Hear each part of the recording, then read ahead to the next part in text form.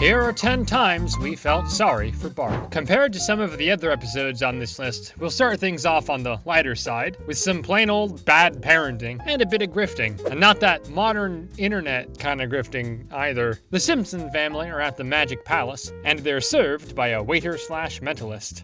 And for the lady, a Long Island iced tea. Not wanting to offend him, Marge decides just to take a sip, but this leads her down a spiral of several Long Island iced teas during the show, and she volunteers to be part of an act on stage. And she only gets a little attacked by chimps in the process. Folks, this is not part of the act. Please help her. After the show, Bart has Homer get him a magic kit from the show's gift shop, and things take a strange turn on the ride home as, all of a sudden, a giant sturgeon falls from the sky and ruins the family car, courtesy of some Russian astronauts.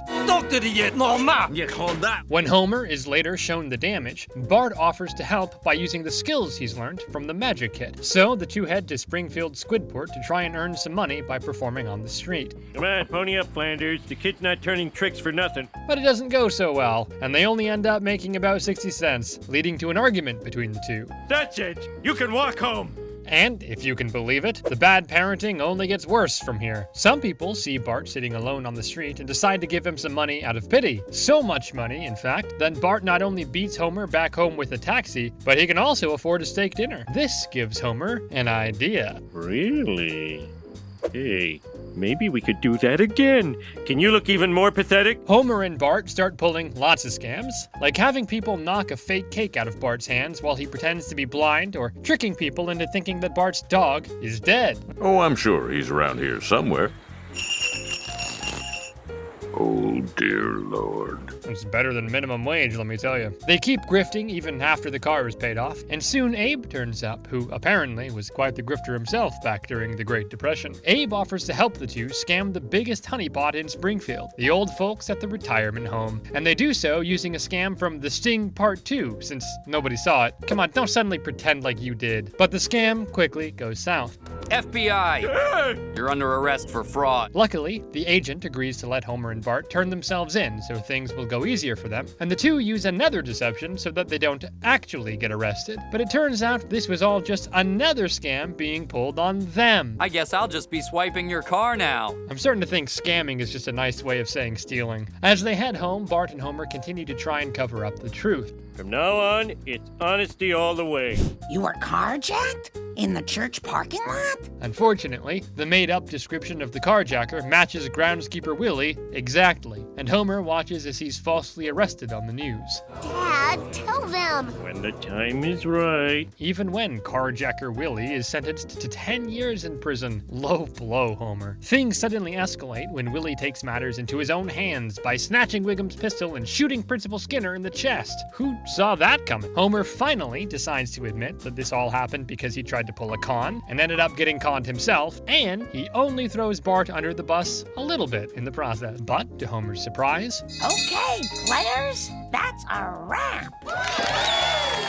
turns out this whole thing was just an elaborate way to teach the boys a lesson. Skinner wasn't shot, it was just a blood pact, and the judge was just Grandpa in disguise. Devon Bradley, character actor, dancer, singer.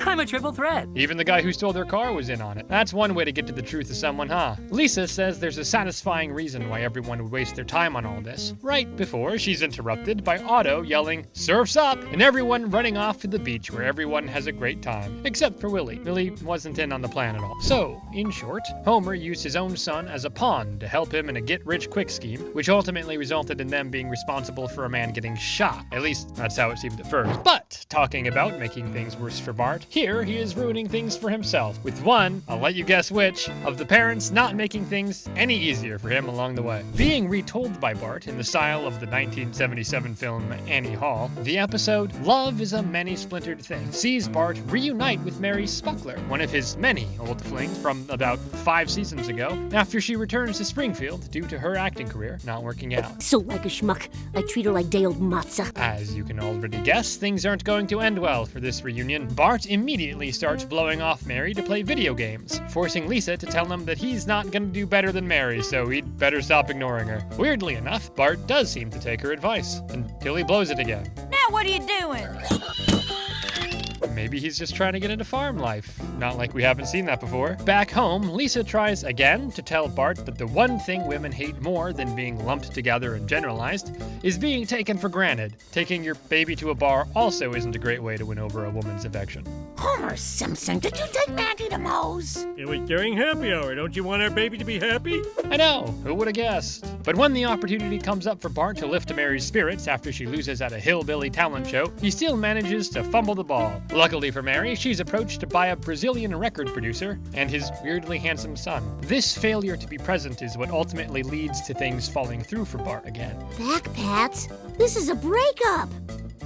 Man, how many times can you blow it with the same girl? Things get rapidly worse from here when Bart comes home in the middle of an argument between his parents. You should know that me saying I don't care means I couldn't care more. After the night he's had, Bart complains about how women never say what they really mean until it's too late. So Marge makes it simpler for the two of them. You're both in the doghouse. So Homer takes Bart to the Brokewood Apartments, where he's basically a known regular after getting kicked out however many times. Bart calls Mary, and unfortunately she's handling their breakup way better than he is. She even wrote a surprisingly painful post-breakup song about it, which always hurts when you're the post-breakup guy in question. I broke up with the fella, but I ain't grieving. The next day, Homer decides to get the other kicked-out guys at the apartments together to throw a party, but that just ends in everyone missing their wives even more. Luckily, Homer is inspired to make things right by a British romance movie. Love is more powerful than all my magic. Marge soon discovers a letter on the kitchen table inviting her to a grand gesture, leading her and a bunch of other women to the apartments where Homer and the rest of the men surprise their wives with a musical apology. I'll stop eating from the garbage. Marge, you will get the last pork chop. So, at least Homer and Marge are keeping the romance going, unlike poor Bart. While all of the wives seem to forgive their respective husbands, when Bart asks for one more chance for Mary, she just turns him down and says they won't last, and instead leaves with the Brazilian kid again. But I'm the main guy in this story. Things are supposed to work out for me. In the end, Woody Allen Bart seems to give up on love in this undefined movie reference future, but then he secretly messages Mary on a social media site after seeing that she's newly single. One message received from The widow marries butler. Woohoo! So I guess that means that the Brazilian kid ended up dying in the future? I mean, I guess that's how all stories end eventually, but still. Eesh. But while the parents were only slightly involved in making things worse for Bart in that last episode, things are only going to get better in this next episode. Or worse, depending on how you feel about skateboarding and, child neglect. The episode, Barting Over, begins simply enough a family getting some spring cleaning done. The most exciting plot for a show imaginable, wouldn't you agree? During this, Bart and Lisa find a box of old VHS tapes, one of which being an old commercial featuring Bart as a baby. Wait, I was in a commercial? I don't remember this at all. That's right. The pivotal plot device of this episode is an ad for Baby Stink Breath. What, you didn't see that one coming? When Bart confronts his parents about this, he finds out Homer ended up wasting all of the money from Baby Bart's commercials on buying back incriminating photos of himself. Look, see? You're fine. And then, whoops! Uh-oh! Look out! If you were around in 2002, you'll probably get this reference. Bart is furious that Homer stole his money, to the point where he even strangles Homer using his own belt. How the turntables have turned. Bart is so mad, in fact, that after getting the idea from Milhouse and his depressing parents, he decides to hire a lawyer to help solve his problem. With the help of the blue-haired lawyer, Bart officially sues his parents, specifically Homer, so that he can become emancipated and able to live on his own, and Homer, being Homer, could the stenographer please read back the previous statement? Why, you little... It's an easy decision for the judge to both emancipate Bart and to rule that half of Homer's paycheck goes to Bart until he's repaid the commercial money. Bart moves out of the Simpson home and into a loft downtown. Be quiet in there! Some of us are trying to sell. Surely that isn't allowed at 10 years old. Anyway, living on his own isn't nearly as much fun as he thought it would be, and he ends up getting sent running scared to the loft's elevator by a mangy-looking rat. But instead of getting murdered or whatever else, the elevator takes Bart to a loft full of pro skateboarders throwing a party, where he meets none other than skateboarding legend Tony Hawk. And Blink-182 is playing at the party as well. Hey, Blink-182! We have names, you know. Whatever, you can crank it up. Again, if you were around in 2002, understand just just how cool this is. Later, the rest of the family comes to visit Bart to try and get him to move back home, but to their surprise, Bart seems to be living the good life as his loft is full of expensive furniture, which sits great with Homer. Of course, because you wouldn't want to. I paid for your splendor, you jerk! After that quick extra bit of abuse, during dinner, Homer says he'll never exploit Bart for money again and tries to get him to return home. But Bart says he can't because he'll be spending the next 6 months on the Skewed Tour with Tony Hawk, a traveling festival of rock and roll, extreme sports, And nipple piercing. Don't worry, they're clip-ons. Sometime later, we see Bart hanging out with Tony Hawk again at a Skewed Tour event, where Homer asks Tony to take a dive in a competition against him so that he can win back Bart's affection. Despite the fact he'll lose millions in endorsements, Tony agrees to help Homer. He's a father himself, and gives Homer an advanced skateboard that will do all the work for him. This board represents the ultimate in poser technology. It gives people the illusion they have talent. Geez, where was this board when I thought I could be a skateboarder as a kid? Soon enough, Homer is up on the half-pipe, challenging Tony Hawk to a competition. Dad, how drunk are you? Not very! And thanks to the board's Auto Awesome feature, Homer both shows up Tony Hawk and nearly kills him in a cool kung fu style mid-air fight with skateboards. I'm pretty sure that's what happens in real extreme sports anyway. Homer now thinks that he's won back Bart's affection, but Bart says this whole thing wasn't about looking cool. It was about how Homer didn't care how he felt. Oh, that's the dumbest thing I ever heard, you stupid little kid. But with a bit of extra encouragement from Tony Hawk, Homer says he's truly sorry for everything and wishes that he could somehow make it up to Bart. This leads to the end of the episode, where Homer is conveniently approached to do a commercial for a product to help bald and impotent men, which he mishears as important, and Bart returns home to his family again. Possible side effects include loss of scalp and penis. What did they say about my scalp? All in all, this episode at least had a happy ending for everyone besides Tony Hawk. And still, treating your son badly enough to make him move out isn't a great look, and neither is taking a restraining order out on your own brother. If you couldn't tell by that totally natural segue, we're talking about the next episode on our list, which most people agree goes a bit too far. On a Clear Day I Can't See My Sister opens with the students of Springfield Elementary heading on a field trip at 3 in the morning to Springfield's most exciting glacier, Springfield Glacier. Okay, fair enough. Busword to adventure. After a 5-hour drive, the class arrives just to discover that the glacier has almost completely melted, and Lisa enlightens us all on global warming. Luckily, we all know that global warming is actually real. Young lady, the federal government's position on global warming is that it does not exist. This glacier's doing just fine. Or not. When Lisa tries to speak to the other kids about how the world is melting around them, Bart takes the opportunity to prank her using 2 borrowed radios from the park ranger's office. People, please, I'm talking about toxic vapors. Not a bad prank, if I'm being honest. Pretty solid work. Realizing this, Lisa throws the radio at Bart and misses. And then Bart throws a snowball that knocks her into the water of the melted glacier. On the bus ride home, Lisa tells Bart that he's gone too far this time, but Bart just brushes the threat off, only to wake up the next morning with Chief Wiggum standing over his bed with a restraining order, saying he must stay at least 20 feet away from Lisa at all times. Naturally, Bart tries to defy the order and is immediately met with the consequences. So, you see what happens when you don't obey your restraining order? Yes, Chief Wiggum. When the parents learn about this, Chief Wiggum gives them a videotape starring Gary Busey explaining how restraining orders work. The next day, Mary got a restraining order against Joe. Which is clearly not a lot of help at all. To ensure that the 20 feet kept between them, Homer builds Lisa a 20-foot pole made of various objects taped together, which she can use to poke Bart at a distance. Homer, why did you put the screwdriver at the end? Show you what it's like in the real world. Even when Bart's suffering isn't his fault, Homer still finds a way to make it worse. And here is a montage of moments where Bart's life is being ruined by the restraining order, such as being forced to stay outside in the rain during school lunch, and Lisa going out of her way to poke him out of the graphic novel section of a bookstore. See what I mean about things going too far? Marge realizes this is tearing the family apart and tries to get a judge to lift the restraining order, but Bart, taking after his father, only makes it worse and gets the order extended to 200 feet.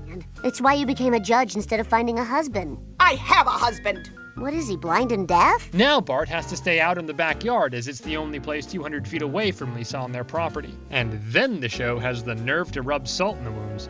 Well, I bet they miss me. On the bright side, while Bart is scared at first, he starts to enjoy the relaxing nature of the outdoors, where you can pee wherever you want and race with wild dogs, if you so choose. Marge pleads with Lisa to finally drop the restraining order, but Lisa says anytime she thinks about forgiving him, she just remembers all the bad things he's done to her. Even when she does remember one fun moment of her and Bart messing with their dad. Homer, you forgot to eat your hot dog. Hot dog. Ow! Lisa still isn't convinced. It's only when Lisa looks out and sees Bart building a giant Lisa-shaped statue out of grass that she finally decides to drop the restraining order, breaking the poking staff in a symbolic gesture. If you look closely, you can see she snaps the golf club part in half, specifically, which is only kind of scary. But the truth was that Bart was going to burn the effigy, not the statue, alongside Jimbo and the other bullies. But even then, Lisa can't help but admit that she misses her brother. Oh, Bart. I missed your lies. So Lisa lights the Lisa effigy on fire herself, so she can throw the restraining order into it. And the episode closes out with the family playing music together, while Bart chases after the cat like a wild animal, and we all just pretend like this whole plot wasn't kind of really dark, if you think about it. In short, I think you can see why most people agree this episode was pretty excessively mean to Bart. But since we're on the topic of bad things happening that are mostly Lisa's fault, we'll keep it up with another episode that's not quite as bad as the last one. If you ignore the tiger mauling anyway. Jazzy and the Pussycats begins with the funeral for Amber Simpson, Homer's Vegas wife, whom he drunkenly married in a previous episode where he and Ned went to, well, you can figure it out. During the funeral, Bart is restless and interrupts the service multiple times, resulting in multiple people choking on a paddle ball that got loose. That's a real problem, you know. Because of this, Bart is taken to a psychiatrist. But instead of being prescribed drugs, the psychiatrist shows Bart a drum kit, saying that it's perfect for his needs. And to everyone's surprise, Bart seems to enjoy the drums, thanks to his imagination anyway. It turns out that Bart is naturally gifted at drumming, so he starts playing constantly. And while they're happy Bart is interested in something, Homer and Marge can only take so much of the constant noise. So Lisa steps in and takes Bart with her to a jazz brunch at Jazzy Good Times, where they can perform in front of a live crowd. But this quickly takes a turn for the worse when Bart's performance is better than Lisa's, and two older jazz players ask Bart to jam with them instead of her. Lisa tries to make a point of how unfair this is to her parents, which only results in her skateboarding into some hot sauce. And Bart only makes it worse for Lisa when he tries to ask her for help. I need you to teach me all about the world of jazz. It's jazz! Bart's drumming is such a success that he quickly becomes a town icon, and even gets on the cover of both local jazz magazines. Marge notices how upset this is making Lisa, so she takes Lisa to get a puppy at the shelter, who we won't see again after this episode. Status quo, sorry. But this only raises a new problem when the sick-looking puppy that Lisa passed over comes to her later at night in a ghostly vision. You picked looks over personality. Well, she probably imagined that, but it got the point across. But when Lisa returns to rescue the sick puppy, she ends up adopting more and more pets that the woman outright says she'll be putting down. This continues even as she leaves, as more and more animals join her entourage. Eventually, she ends up having to hide all the animals up in the attic, including an entire elephant somehow.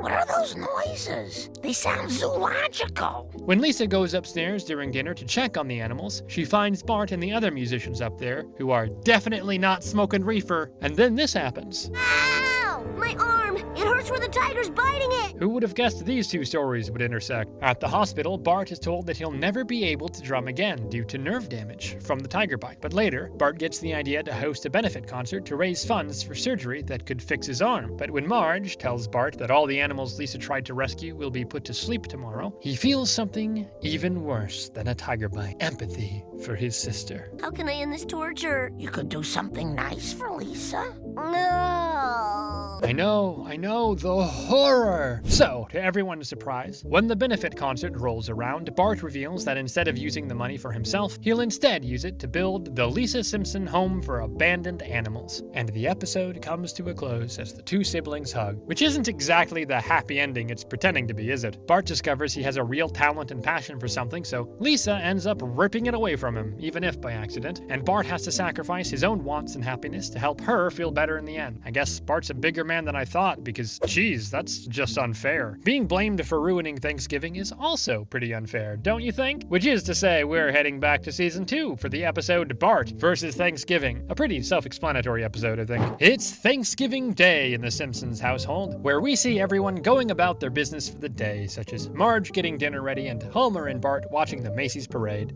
You start building a balloon for every flash-in-a-pan cartoon character, you turn the parade into a farce. We also see Lisa making her own centerpiece for the dinner table, featuring various trailblazing women from throughout American history. Of course, with this being a holiday, the day is full of little stressors for Marge, like Bart trying to help in the kitchen and only making things take longer, or the worst part of every holiday, having to deal with visiting family members. So I'll just say one thing. You never do anything right. The biggest stressor of them all comes when it's time for dinner, and after Lisa brings out the centerpiece that took her hours to complete, Bart comes in with the turkey and tries to push the centerpiece out of the way. You can probably guess what happens next. Turns out, the notable historical women make for great kindling. After Lisa runs up to her room in tears, Homer sends Bart up to his room, and we get probably one of the worst lines from Marge in the show's whole history. I hope you're happy, Bart. You ruined Thanksgiving. Even considering all the stressors from earlier, geez. A little while later, Marge goes upstairs to tell Bart that he can come down once he's ready to apologize to Lisa in front of everybody. But that goes over as well as you would expect. Apologize for what? Instead, Bart climbs out the window and down a tree to the backyard. At the same time, Homer puts Santa's little helper outside for swiping a turkey leg, so Bart takes him along to find a Thanksgiving dinner elsewhere. Naturally, the first thing he does is try to steal a pie off a windowsill, because you just can't pass up an opportunity like that. The only problem is he tried to steal from Mr. Burns, and you know what that means. The intruder appears to be a young male aged 9 to 11. Release the hound. Luckily, Bart didn't get eaten by crazed dogs, but he is growing hungrier as the night goes on. But after crossing to the wrong side of the tracks, Bart sees a sign saying he can get $12 for donating blood. $12? Hey, I can bleed. Unfortunately, the only problem with this plan is that they say you have to be 18 to donate blood for a reason. $12 and a free cookie. What a country. A little later, 2 homeless men come across Bart and decide to take him with them to a homeless shelter that's serving free Thanksgiving dinner. But while back home, right as Lisa is about to recite a poem she wrote about feeling unappreciated, she's suddenly interrupted by Kent Brockman reporting from the same homeless shelter. Son, your family may be watching. Is there anything you'd like to say to them? Yes, there is, Kent. Ha ha, I didn't apologize. Talk about feeling unappreciated, huh? Once the shelter closes, Bart realizes that he doesn't actually have it as bad as, the homeless. So he decides to give the 2 homeless men he met his literal blood money and races back home. While Homer and Marge are worried sick, Bart reaches the front door of the house but pauses to think about what might happen when he goes inside. And his imagination isn't kind to him. It's your fault I'm bald. I'm sorry. It's your fault I'm old. I'm sorry. So, instead of going back inside, Bart climbs a tree and discovers a hoard of his lost toys on the roof, and he hears Lisa start crying over how much she misses him. Bart, what are you doing up here? Everybody's worried. Really? Did they cry? Yes. Whoa, bullseye. Lisa asks Bart if he destroyed the centerpiece because he hates her, but Bart isn't sure. It's only when Lisa tells him to look inside himself for just one little spot that feels bad about what he did that Bart finally realizes his mistake. So, Bart finally apologizes to his sister, and Lisa immediately forgives him. As they hug and make up, Homer listens in from the bathroom window. You know, Marge, we're great parents. Things come to a close with the family properly having another Thanksgiving dinner together in the middle of the night, and nobody else saying any apologies. Apologies for, I don't know, telling your kid they ruined Thanksgiving. No, nothing, nobody. Well, either way, it's hard to see how anyone was in the right there, but maybe we can agree that Marge is at least a little justified in not wanting her son to work at the burlesque house? Or maybe not, I don't know, let's just see how things play out. Bart After Dark starts with the kids watching cartoon and the show suddenly being interrupted by some breaking news. We interrupt this cartoon for a special report. Someone found my keys. An oil tanker has run aground on Baby Seal Beach, creating a huge mess. And it's obvious which of the Simpsons is going to make a big deal out of this, I think. So Marge begrudgingly takes Lisa to the oil spill site for a week, leaving Homer alone with Bart and Maggie. And then Marge remembers who she's talking to, so she ends up taking Maggie with her as well. When Marge and Lisa arrive at the oil spill, Lisa quickly learns that all of the oil spill animals have been reserved for Hollywood celebrities, the real unsung heroes of this crisis, leaving Marge and Lisa with nothing to clean but rocks. I've got rocks that need washing at home. Back at home, the boys have already turned the house into a pigsty, so Bart decides to go to the park for some fresh air, where Nelson's antics cause Milhouse's remote control airplane to quickly go out of control. The plane gets stuck on the roof of a large mansion behind a gate. According to the kids, the house is either haunted by witches, or Frankensteins, or super zombies. Bart, not being a wuss, climbs up a tree and onto the roof to get the plane, but nearly gets himself killed in the process by a caterpillar. Help! I'm gonna die! And while Bart dying on Homer's watch would certainly fit this video's theme, Bart survives the fall by landing in a bush, only for the house's witch to find him and take him straight to Homer to tell him what's happened. Hello. When Homer goes against her suggestion to punish Bart for destroying a valuable gargoyle, the woman threatens to talk to Marge. So Homer, in what might count as some actually decentish parenting, forces Bart to do chores at the woman's house until he pays off the damages. But instead of finding a dusty old mansion, Bart discovers that he's walked into a burlesque house full of gambling and sexy dancers. What's not to love? I have been grossly misinformed about witches. The woman, named Belle, quickly puts Bart to work as the door greeter at the Maison Derriere, where we get to see that one gif everyone's seen at least once.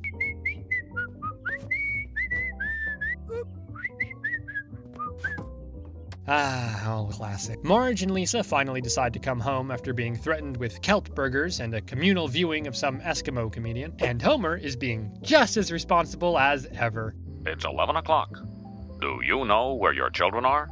I told you last night, no! Homer finally goes to try and take Bart back home, but naturally gets distracted by the sexy lady performing on stage. Things then escalate the following day when he's confronted by both the Lovejoys and the Flanders, who were informed about Bart by Principal Skinner, because he definitely didn't have any reason to be at the burlesque house himself. Oh, this isn't gonna be about Jesus, is it? Of course, when the crowd splits apart, Homer sees Marge standing behind them, and she quickly starts tearing into Homer about how irresponsible he is for letting Bart work in such a place. I was trying to punish him exactly like you would. Confronts Belle and abruptly demands that she move out of Springfield, even though she's been there far longer. So Marge takes this even further, alongside the Christian-y folk from before, and exposes not only the burlesque house itself, but also its patrons, which range from the mayor to even...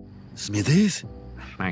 My parents insisted I give it a try, sir. And, because of this indecent exposure of the truth, Marge is able to form an angry mob, pitchforks and torches included, to storm the burlesque house. And while everyone knows that the good guys are the ones threatening to burn down someone's house, Homer still steps in to stop the angry mob. And he does this by setting off a musical number, obviously. Yes, we put the spring in Springfield. And while everyone is surprisingly convinced by the song, Marge was too busy renting a bulldozer, and she tries singing her own song to sway them back, but she accidentally destroys half the building by knocking the dozer's parking brake loose. You'd be surprised how often that happens. Luckily, as the episode comes to a close, there's a way for Marge to make it up to Belle. I hear you and your husband Woody just had a baby. What did you name him?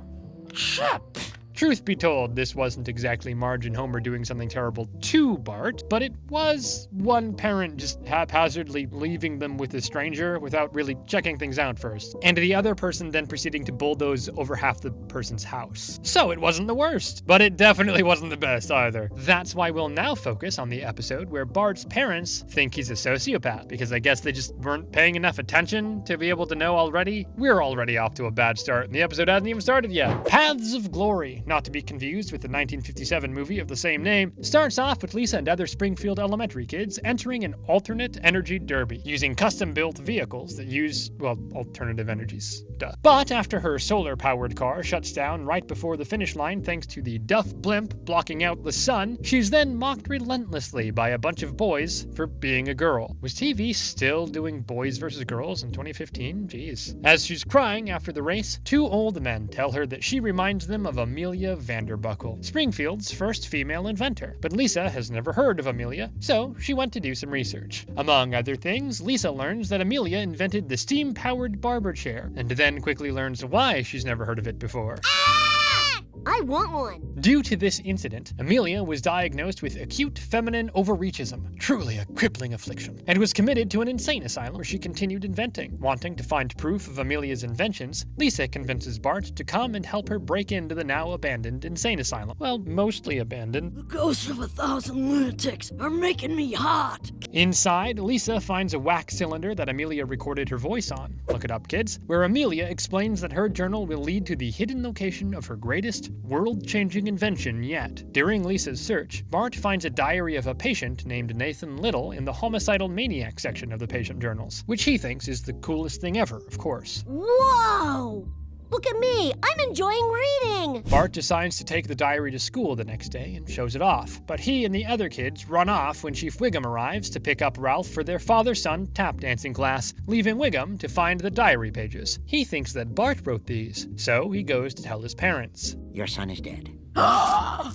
Inside. Later, while Marge is telling Homer about the diary pages and how Bart might be a sociopath, Milhouse comes over to hang out with Bart, but being worried, Marge instead shoves Lisa out the door to play with him instead, just in case you were worried Lisa's side of the plot wasn't going anywhere. While following Amelia's journal, Lisa and Milhouse are led to what used to be Springfield's Suffragette Society, which is now a Knockers, which is legally distinct from Hooters. Hey, sweetie, you looking for your mom? I'll find her. Just give me your cup size. Homer and Marge try to give Bart a sociopath test, disguised as a test to see if he's a jet ski dude, but Bart quickly realizes and decides to mess with his parents by purposefully pretending he is a sociopath. What could go wrong? Well, the good news is that Bart just got his first 100% ever on a test. With the help of groundskeeper Willie, who was somehow able to disguise himself as a sexy waitress, Lisa gets into the basement of Knockers and discovers a hidden box underneath the floor. But back Bart, Homer and Marge have had enough of his antics, not knowing that he's only pretending to be a sociopath, so they decide that Bart needs professional help. Marge, this is for his own good. He failed an online test. How much more proof do you need? So, by using a fake birthday party, which seems to be a surprisingly common tactic, the parents trick Bart and take him to an asylum. That's some really solid parenting, let me just say. Inside the asylum, Bart is lumped with a bunch of other sociopath kids and learns that the reason they're here is to be recruited by the US military. So, while Bart is sent into virtual drone simulations, Lisa goes out to the town square and unveils Amelia's long-lost invention. A special loom works as the first computational device. In short, it's the first computer, basically. Let's have the square root of 9. Cheers for Lisa! Lisa! As that's going on, Bart is told that the simulation wasn't really a simulation, but that he was piloting a real drone. And while the actual sociopaths are delighted to learn this, because they're sociopaths, Bart is devastated to learn he was hurting real people. But it turns out that was another lie, and it really was just a simulator. Talk about emotional whiplash. How disappointing. Does anyone else share the human boy's feelings? Learning that Bart isn't actually a sociopath, he's sent back home to his family, and they all have a happy-ish reunion. It's okay, boy. You started out life as a bad decision. The best bad decision I ever made. And that's where this episode ends. With Bart back home, Lisa not really getting as much recognition as she'd like for her discovery, and neither Marge or Homer apologizes for sending Bart to the nut house where he almost got stabbed, but only a little bit, so I guess that's fine. As we now head into the next episode, I realize that it shares a strikingly similar theme to the previous episode, where Marge sends Bart away from home to try and better him. Only, instead of an insane asylum, this time it's a Catholic school. But, depending on your beliefs, there might not be a difference. The Father, the Son, and the Holy Guest Star begins at Springfield Elementary, where the whole school is preparing for an annual medieval-themed fair, where all the children are getting assigned roles as medieval-era characters. Bart, initially excited at the idea of being a knight, learns that instead he's been assigned the Village Cooper, which is basically a barrel maker for those too lazy to Google it. Comparatively, Lisa gets to be the Queen. And while Bart bitterly hates his own role, Groundskeeper Willie gets it just as bad, as he's forced to be the town idiot, and gets to get pelted with tomatoes, among other things. Pelt all you want, but revenge will be Willie's. God, that was a stapler! So, to get revenge on not only the people who were cruel to him, but also to the people who were nice to him, and the parents who made this all possible, Willie carts out a giant pie that, once cut into, unleashes a swarm of rats onto the children, which might be just a little extreme. No, don't open your mouth! Principal Skinner immediately believes that this is all Bart's fault, and having had enough of Bart's pranks, he decides to expel him from the school right then and there. I guess they didn't have due process in medieval times. This forces Homer and Marge to start searching for new schools, even though Bart continues to claim his innocence. Mom, that's a school for the blind. Think of the leg up you'd have. But with most of the private schools being so expensive, they eventually settle on St. Jerome's Catholic School for its affordability. And as everyone knows, if you get bad grades at Catholic school, you go to hell. So that's a good motivator. But with Bart being who he is, his attitude quickly gets him into trouble at his new school. As he's complaining about how much Catholic school sucks, he then meets Father Sean, who explains how he was just like Bart until one day when St. Peter himself appeared to him. But that might have just been from a concussion. John, you wanker, he says, repent of your wicked ways or sod off. After being given a comic book depiction of some Bible stories that probably aren't historically accurate, Bart goes on to praise Father Sean for being cool back at home. But Marge is concerned about Bart becoming too Catholic due to how particular they can be. And after Bart says grace at dinner while speaking Latin, Homer is forced to learn a new fact. The language of Plutarch. Mickey Mouse's dog? Homer races to the school to try and get Bart out of the school, but when he arrives, he realizes that the school is having its monthly pancake dinner, which effortlessly distracts Homer. The same thing happens again when Father Sean says they're about to play bingo. Then, after Homer wins plenty of bingo prizes due to cheating, he asks Sean about being a Catholic. This leads Homer to learn about absolution through confession, which he incorrectly assumes is like a get-out-of-jail-free card kind of thing. I wiped a booger on your shirt, I made a dog and a cat kiss. But the catch is that Homer needs to actually be Catholic for the forgiveness to count. That's how they get you. So, with both Bart and Homer going Catholic, Marge ends up going to their regular church alone, where she admits to Reverend Lovejoy what's happened. And when Ned gets involved, because that was a given, Lovejoy tells Marge that a different faith means a different afterlife. And after Marge imagines what that would be like... Stop it! Guys, I'm serious! No! Marge, along with Lovejoy and Flanders, go to St. Jerome's and rip Bart out of class, because Marge won't dare see her son become a Catholic, even though she sent him here to begin with. Back at home, Homer is surprised when Lisa agrees with him that people should be allowed to choose their own faith, and she helps him and Father Sean figure out where they're going. When Bart is taken to a Protestant youth festival, he still remains faithful to his commitment to Catholicism, despite Marge's efforts, right up until he sees a paintball course, and then he goes on to shoot the heck out of poor Todd. So hey, problem solved. When Homer and Father Sean arrive to try and save Bart, and nearly get into a paintball fight with Ned and Lovejoy, Bart says that the differences between the different versions of Christianity shouldn't be more important than their similarities. A surprisingly deep message, all things considered. The episode comes to a close on a lighter note, with everyone from both churches hoping that they can learn from Bart and create stronger bonds between them, and also a joke about two Bart-loving armies fighting in a war 1,000 years in the future.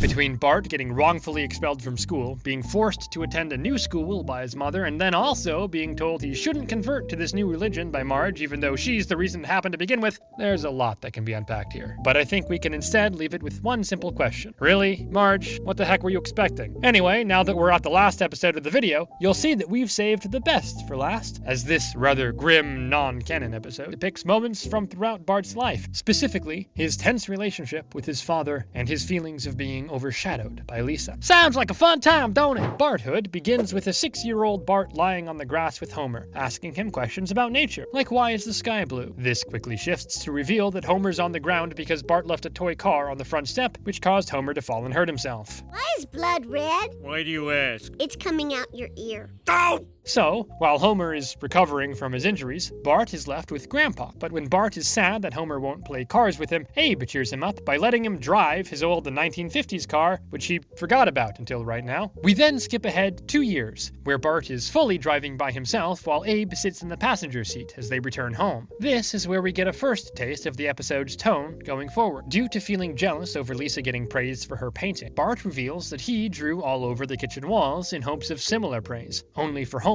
to react intensely. Boy, you've ruined our kitchen! Do you understand? A funny choice of words, considering what happens next when Bart once more tries to prove he's better at something than Lisa. In some ways, this was kind of a blessing.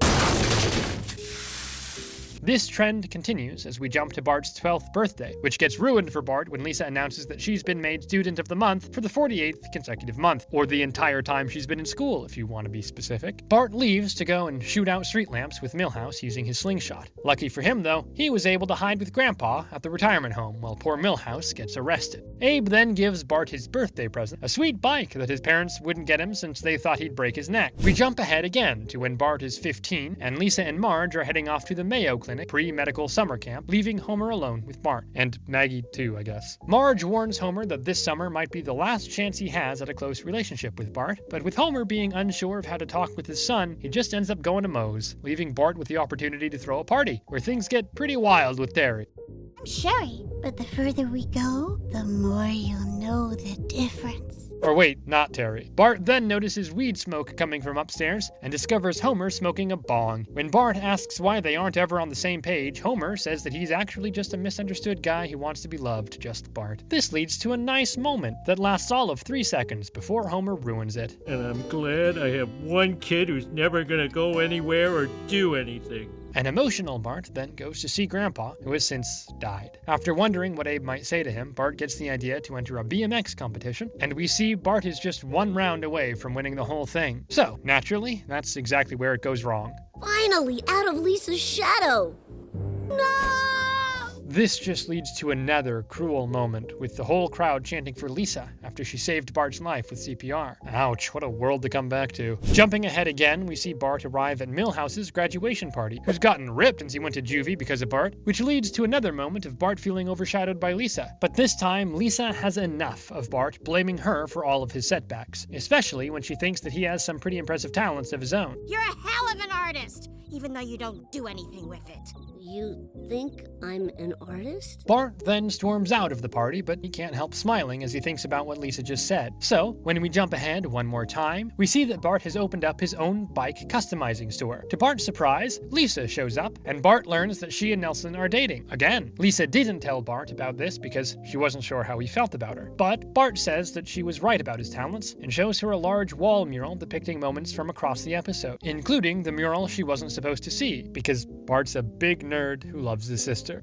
Oh, you weren't supposed to see. Well, I'm glad I did. The episode ends in the same way it began, with Bart and Homer lying on the ground, asking questions about life. Only this time, Bart's drunk, Homer's stoned, and the ending is actually kind of sweet. I guess you can't hate your dad forever, right? Did you like the movie Boyhood? Oh, is that what this was? And that's the end of today's video, filled with some nice moments here and there, but for the most part, plenty of times when Bart was treated pretty terribly, and nobody really openly acknowledges it. But I guess the nice thing about a show like The Simpsons is that it doesn't really matter what happens. You just gotta love that sweet, sweet status quo. If you liked this video, like and subscribe for more Simpsons content.